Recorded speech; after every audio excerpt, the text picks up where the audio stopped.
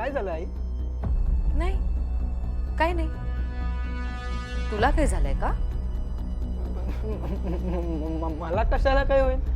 मला काही नाही झालंय, ऑल राईट.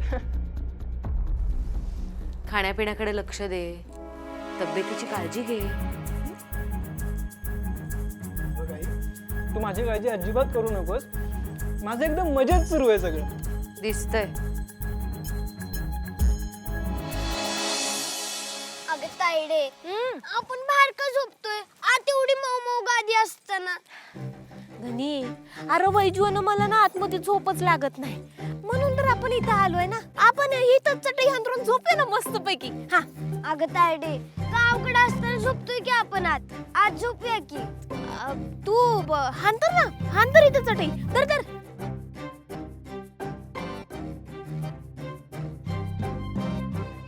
ये वैजू, इकडे या.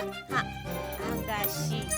ए गणी, तू बी झोप आता. हा अगं खेळतीये काय वैजू? अगं लई रात झाली या. आता कसं झोपायचं? सकाळी सकाळी लवकर उठायचं, छान छान खायचं, बागडायचं, खेळायचं. काय आता झोपा. चला चला चला झोपा. मला तर कधी कधी असं वाटतं मी बी बकरी असतो तर बरं झालं असतं. अरे हे काय रे मध्येच नाही, आधीपासूनच आहे. मला कधी असं माया केलंय का? मला कधी झोपेत नसली तर डोपटून झोपवलंयस. मला बोलायचं नाही तुझ्याशी. तुझं प्रेमच नाही माझ्यावर. आदित्यला आणायला एअरपोर्टवर वेळेत गेला होतास ना?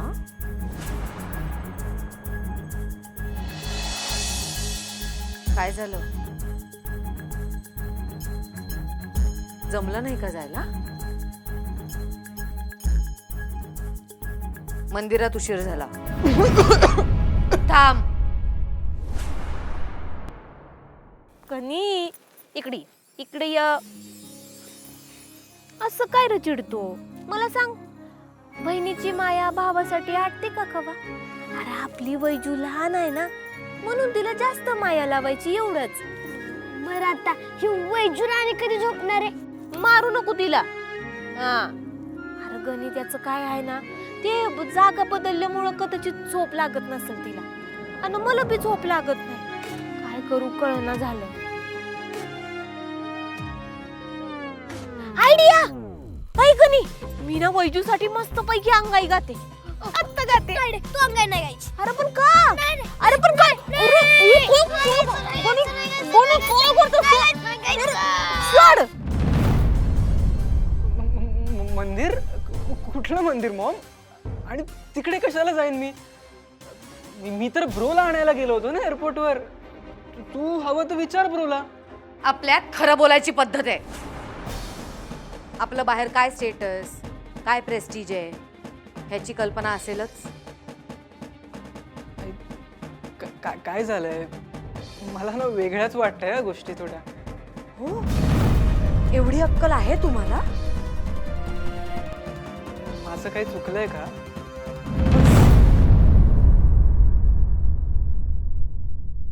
बस. तुझं कशाला काही चुकेल? तुझं कधी काही चुकतं का? अगं, असं काही नाहीये. मीही चुकतो ना कधी कधी.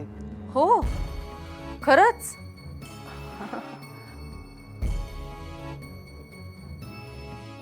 अगं काय करतेस तू आई?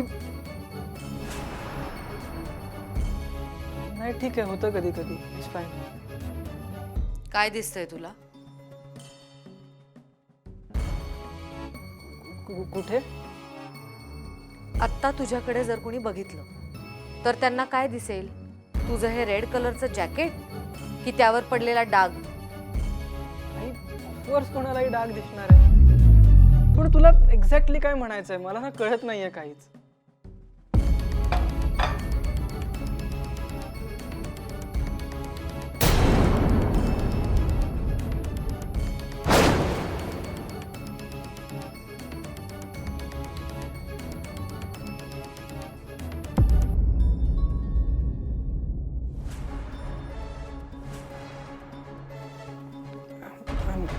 सॉरी. सॉरी बोलण्यानी गेलेली अब्रू परत येणार आहे तुमची.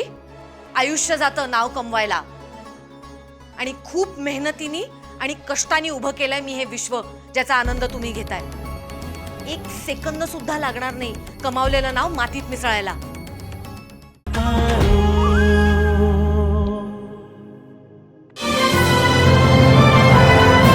झी5 ॲप आजच डाउनलोड करा आणि आपल्या आवडत्या मालिकांचे भाग कधीही कुठेही पहा, ते सुद्धा अगदी मोफत.